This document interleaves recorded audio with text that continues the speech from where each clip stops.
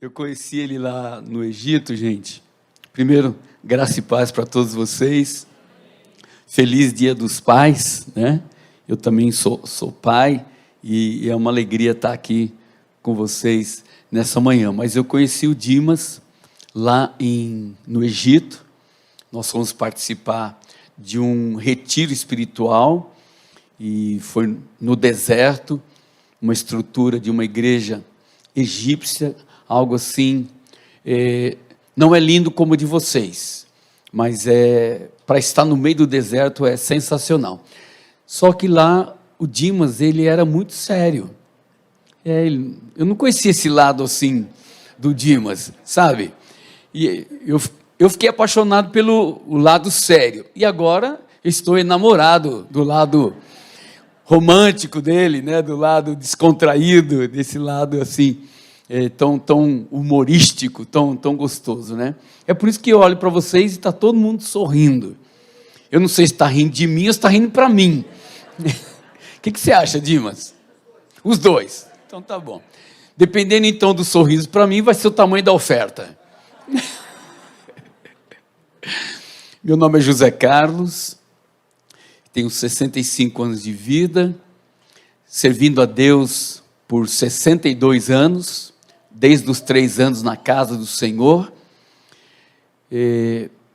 Encontrei Jesus, com certeza, aos 3 anos, desenganado dos médicos, aqui do Hospital Matarazzo, sou de Santo André, fui acometido de uma bronquite e fui desenganado pela medicina e num culto doméstico, os meus pais, que não eram cristãos, foi convidado por um amigo, ele foi nesse culto doméstico e naquela noite, um casalzinho de idosos, Juvenal e Aurora, que vinham de Santos para implantar o evangelho na Vila Vitória, Santo André, eles oraram por mim e eu fui curado instantaneamente naquela noite.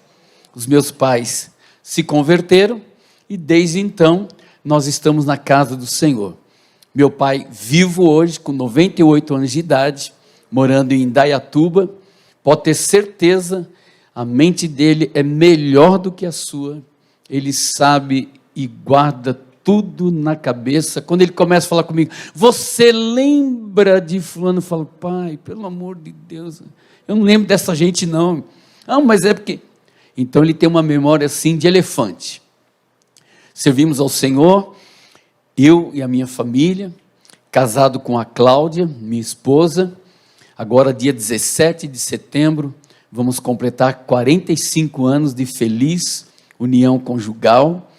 Dessa união, Deus nos deu 3 filhos, o Leandro, 44 anos de vida, o Eduardo, 42 anos, e o Fernando vai fazer 40 agora, no dia 10 de novembro. Nos deu 3 noras maravilhosas, 5 netos, o 6º neto está chegando aí até o dia 19, está marcado para chegar o 6º neto, e acho que para encerrar, né, a prole, o nome dele vai ser Israel. Estamos ansiosos, a esposa não veio porque ela está cuidando da nora, que é como uma filha mesmo, ela está ajudando, porque os pais dela, mãe, mora em Guarulhos e só vai poder chegar no final do mês. Então esse é um pouquinho da minha vida, servindo ao Senhor em Miami por 25 anos, inauguramos a igreja, a 2ª igreja, hoje que a gente tem lá, inauguramos no dia 14 de março de 2000, tínhamos inaugurado uma outra em maio de 97, e o Senhor nos deu a graça de plantar a Rescue Church, a igreja Resgate em Miami.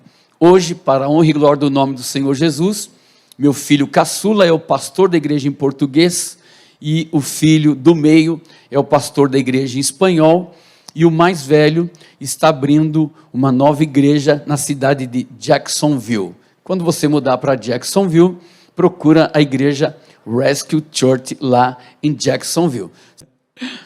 Vamos abrir então a palavra de Deus.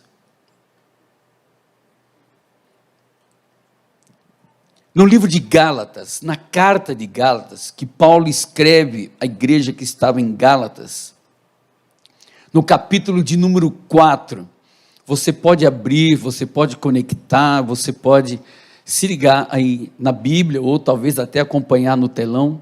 Gálatas capítulo 4, versos 21, 22 e 23. O tema daquilo que a gente vai pensar junto hoje aqui são dramas da vida, o drama de Agar. Nós vamos nos espelhar em Agar, os personagens que envolve a vida, que envolve a história, o drama de Agar, é nada mais, nada menos do que Abraão, Sara.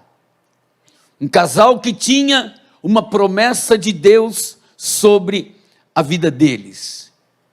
Eles eram hebreus. Agar era uma egípcia, uma escrava. Com tempo na sua casa, você pode ler o capítulo 16 e o capítulo 21, que traz o relato bíblico da vida de Agar, os dramas pelos quais ela passou, as experiências que ela teve sendo uma escrava e depois sendo mãe do filho de Abraão, Ismael. Agar não pediu para morar na casa de Abraão. Quando Abraão esteve no Egito, muito provavelmente deram para ele Agar, para que fosse escrava em sua casa. Ela servia diretamente a Sara. Ela era a secretária, ela era a que cuidava da casa, ela era aquela pessoa que estava lado a lado com Sara para manter as coisas em ordem. Sobre a vida de Abraão e sobre a vida de Sara havia uma promessa. Diga, há uma promessa. Deus de promessas. Então sobre a vida deles tinha uma promessa.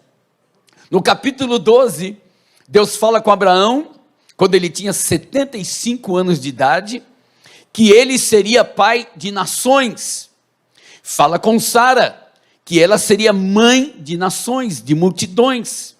Deus diz para ele, quando ele tem 75, ela tem 65, ambos, fisiologicamente, biologicamente, já não podiam ter mais filhos, mas tinha uma promessa para a vida deles. E o nosso Deus, Ele não trabalha nas coisas como a gente pensa. Ele não trabalha, Ele vai sempre na contramão. Deus sempre usa as coisas que não são para confundir aquelas que são. Deus trabalha de uma maneira diferente. Nós trabalhamos com a razão e Deus trabalha com o sobrenatural. Diga, o meu Deus trabalha no sobrenatural. Nós trabalhamos no natural, com a razão, com o sentimento, com as emoções, mas Deus trabalha numa dimensão que a nossa mente humana não pode alcançar.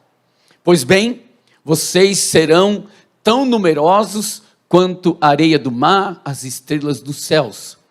Passam-se os anos e nada acontece. Não nasce o filho da promessa. Deus tinha uma promessa para eles, vou dar um filho para vocês. Passam-se os anos e não acontece nada. Aí Sara tem uma ideia. Ela tenta ajudar a Deus a realizar o projeto. Ela tem um plano para antecipar ou para tornar realidade aquilo que Deus havia prometido para eles. E qual é o plano? Ela chega para Abraão e diz, Abraão, está vendo aí Agar, a minha serva, a minha escrava? Então, eu não posso te dar filhos. Até agora, não consegui ficar grávida para dar o filho que Deus prometeu para nós. Então, você pode ter um filho com a escrava Agar, para que através dela eu tenha um filho. Diga comigo, através dela eu tenha um filho. Então o filho não era para Agar, o filho era para ela. Não esqueça esse detalhe. O filho era para ela. E isso acontece. Abraão não pergunta nada para Deus se estava certo aquilo, se podia fazer, né? pelos códigos que ele tinha aprendido lá no Egito, de Hammurabi, ele entendia as cartas que tinham no Egito, era permitido que alguém, mesmo sendo casado, pudesse ter um filho com uma escrava.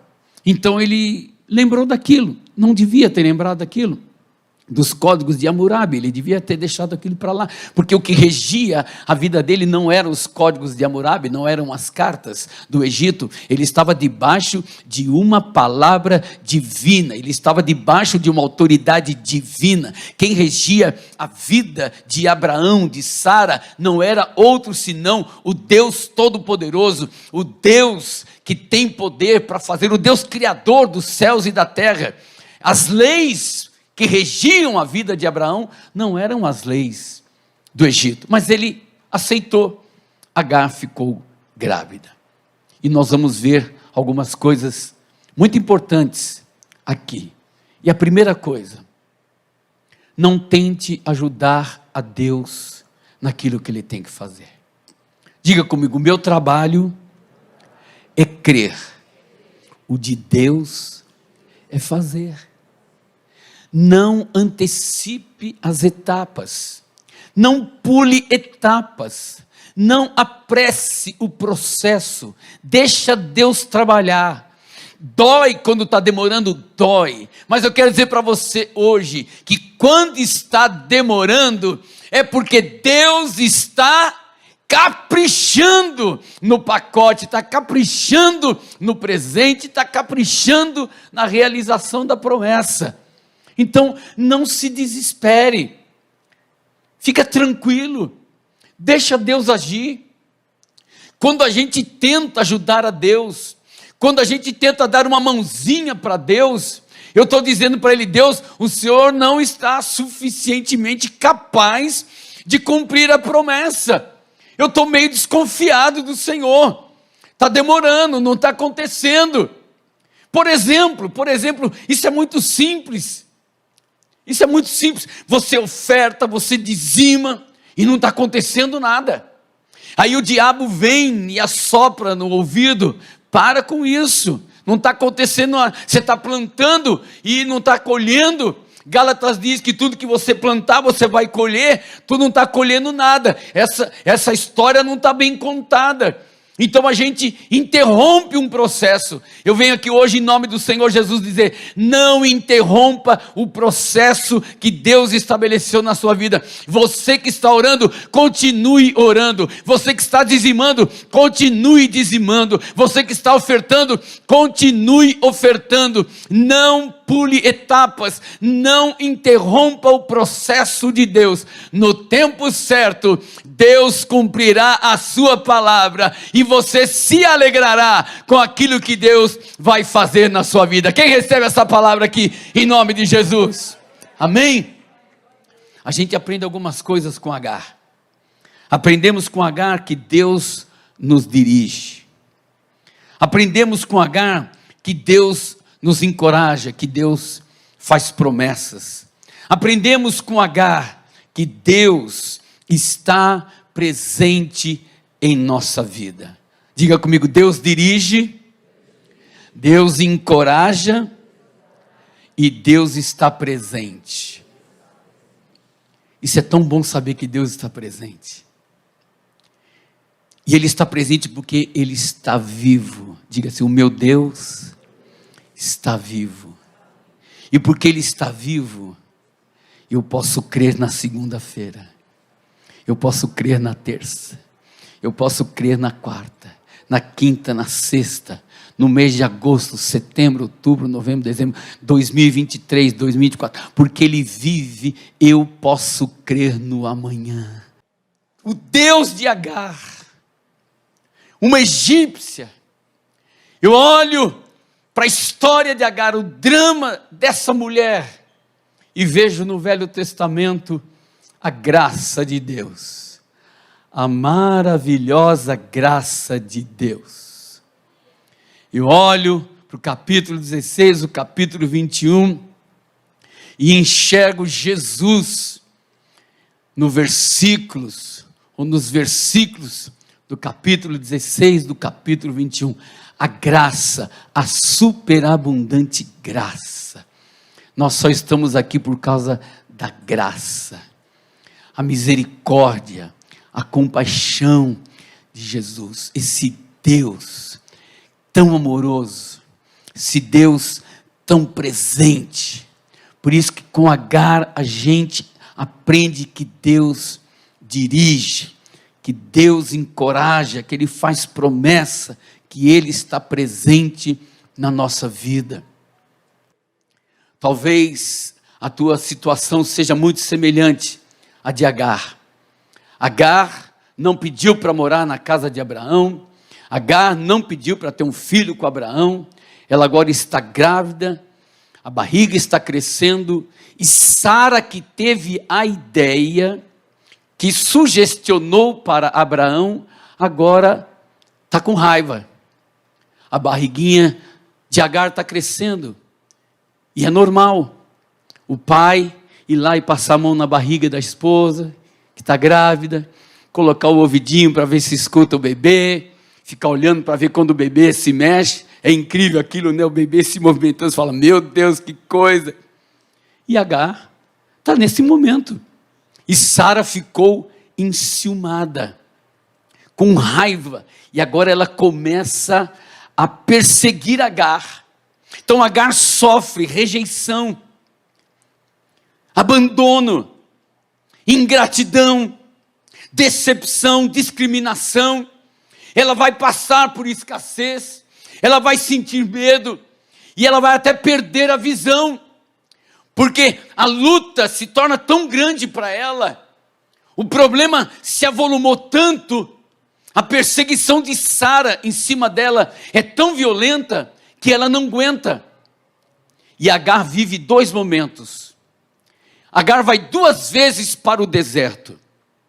A primeira vez que ela vai para o deserto, ela decide ir para o deserto. A segunda vez que ela vai para o deserto, ela vai porque Abraão manda ela embora de casa, grávida, próximo de dar à luz. Agar sai de casa. Abraão manda ela embora quando o menino já é grande, por causa dos ciúmes de Sara. Agar vai para o deserto, por causa da perseguição. Olha o que diz o texto. Gênesis capítulo 16, versos 7 e 9. Mas o anjo do Senhor a encontrou no deserto, perto de uma fonte que fica no caminho de Sur, e perguntou, Agar, escrava de Sarai, de onde você vem e para onde você está indo? E ela respondeu, estou fugindo da minha dona. E o anjo do Senhor deu a seguinte ordem, volte para a sua dona e seja obediente. Ela não aguentou a pressão. Isso acontece com a gente. Quantas vezes a gente está debaixo de pressão, dentro da família, no local de trabalho, na universidade, na sociedade. Os cristãos agora, nós aqui do Brasil, estamos debaixo de uma pressão, sim ou não? As eleições estão aí, e a pressão contra os cristãos aumenta cada dia mais e mais. É perseguição, querem fechar as igrejas, querem impedir a gente de servir a Deus, querem impedir a gente de congregar, fecha tudo, fica em casa, mas graças a Deus, essa aqui foi uma das primeiras igrejas que abriram as suas portas em meio a todas as circunstâncias negativas. Louvado seja o nome do Senhor. Parabéns, Dimas. Hoje eu ouvi um testemunho lindo. Uma senhora me procurou e disse, olha, a minha igreja estava fechada durante a pandemia. Essa igreja aqui abriu as portas. No dia que ela abriu as portas, a minha ficou fechada e eu vim para cá. Estou eu, as minhas filhas e o meu marido. Estamos felizes da vida. Faz 1 ano que a gente está congregando aqui e estamos felizes da vida. Agindo Deus, quem impedirá? Se Deus é por nós, quem será contra nós? Deus está contigo, meu querido. Deus está com você, com a sua família. A bênção do Senhor vai correr atrás de você e vai te alcançar. Quem recebe isso aqui hoje de tarde? Amém? Agar está lá no deserto, esquecida, abandonada, está para dar luz a um filho para Abraão. Abraão não vai atrás dela, esqueceu. Sara não manda ninguém buscar ela, ninguém se importa com ela, grávida, no deserto, sem comida, sem nada. E lá no deserto, ela poderia ter pensado, eu vou abortar essa criança. Não foi um desejo meu, foi um plano de Sara com Abraão. Eu vou rejeitar essa criança, eu vou abortar essa criança. Mas queridos, ela não faz isso. Ela é rejeitada, mas ela não rejeita a criança que está no seu ventre. Ela é humilhada, mas ela não vai humilhar aquela criança que está dentro do seu ventre. Ela é perseguida, mas ela não vai perseguir aquela criança que está no seu ventre. Ela é discriminada, ela sofre ingratidão, mas ela não vai ser ingrata com o filho que está dentro do seu ventre. Quanto que a gente aprende com isso? Não é porque a gente sofre ingratidão que a gente vai pagar com ingratidão. Quem aqui já sofreu ingratidão? A gente ajuda, estende a mão, faz, hein, pastor Dimas? Faz, tira o cara da sarjeta, ajuda, arruma emprego, arruma casamento, até casamento a gente arruma. Se tiver mulher solteira aqui, ó, a gente ora e casa tudo. Dentro de um ano não fica uma solteira, casa tudo. E se eu trouxer o meu filho aqui, o Fernando, para ele orar, se tiver mulher casada, não fica uma sem engravidar. Lá na igreja engravidou todas, não ficou uma. Todo mês tem 2, 3 dando à luz e a gente está apresentando criança. Hoje mesmo tem mais 2 crianças sendo apresentadas lá. Então, querido, não é porque a gente sofre ingratidão que a gente vai pagar com a mesma moeda. Não é porque estão te perseguindo que você vai perseguir também. Não é porque as pessoas estão te discriminando que você também vai discriminar. Não. Tem o mesmo caráter de Cristo. Jesus olhava para as multidões com compaixão. O anjo diz para ela: volta para casa e seja obediente. Será que você não está precisando voltar para a casa do Pai? Será que você não é um filho pródigo aqui hoje, que precisa voltar para casa? Será que, no sentido realmente familiar, você rompeu os laços com a tua família, e hoje é dia de você reatar esses laços? Quanto tempo faz que você não fala com o seu pai, com a sua mãe? Quanto tempo faz que você não fala com os seus irmãos? Quanto tempo faz que tem famílias da fé que você não se relaciona mais com elas? Hoje é dia de você voltar para casa. Debaixo da obediência tem bênção, meu querido. A palavra de Deus diz: é melhor obedecer do que oferecer sacrifícios. É melhor obedecer. Volta para casa. Agar volta para casa, mas ela não volta sem uma palavra de Deus. O verso 10 diz: e o anjo do Senhor. Aqui é a primeira vez que aparece a expressão o anjo do Senhor, e aonde você encontrar a expressão o anjo do Senhor, está falando de Jesus. E o anjo do Senhor disse também: eu farei com que o número dos seus descendentes seja grande. Eles serão tantos que ninguém poderá contá-los.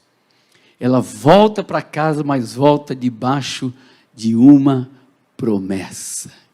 Diga comigo: eu tenho uma promessa e ela vai se cumprir. As promessas de Deus vão acontecer. Olha que coisa linda. Deus não somente dirige, orienta, Ele faz promessas, Ele encoraja, Ele motiva, mas Ele também está presente. Gênesis 16, verso 11 diz, o anjo falando com ela: você está grávida e terá um filho e porá nele o nome de Ismael, pois o Senhor Deus ouviu o seu grito de aflição. O salmista, em determinados momentos, ele diz assim: por que estás abatida, ó minha alma? Espera em Deus, confia nele. Por que estás abatida, ó minha alma? E um poeta escreveu para mim uma das mais lindas canções, que ele diz: por que te abates, ó minha alma, e te comoves, perdendo a calma? Não tenhas medo, em Deus espera, porque bem cedo Jesus virá. Porque te abates, ó minha alma, e te comove, perdendo a calma. Não tenhas medo, em Deus espera, porque bem cedo Jesus virá. Ele está no deserto. Ele está no deserto, grávida, sem comida, sem rumo, sem direção.